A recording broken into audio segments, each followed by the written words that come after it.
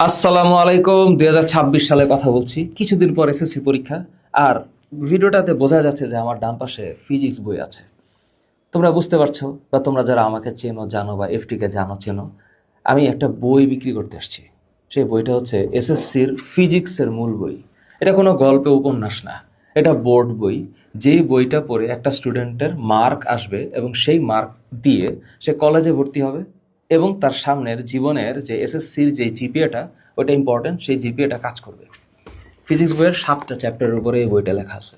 তোমরা রকমারি থেকে যারা বই অর্ডার করো, তোমরা আমার এসএসসি ফিজিক্সের 7টা চ্যাপ্টারের উপর লেখা এই বইটাকে তোমার টেবিলের পার্টনার বানাতে পারো।